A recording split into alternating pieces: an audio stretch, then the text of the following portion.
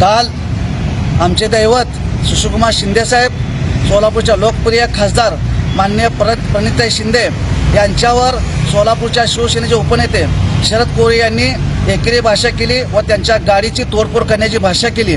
आज मी तुम्हाला सांगतो, सोलापूर शहर दक्षिणची जागेचा विषय आला तर सुशीलकुमार शिंदेसाहेब त्या जागेवर मुख्यमंत्री झाले, त्या ठिकाणी आनंदराव देवकर आमदार झाले, दिलीपराव माने मला त्या ठिकाणी आमदार झाले।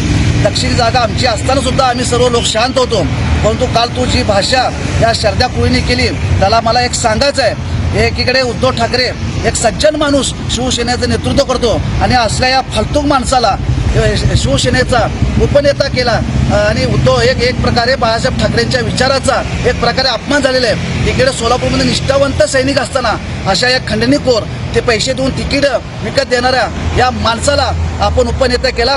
यामध्ये शिवसेनेची खूप मोठी शोकांतिका आहे।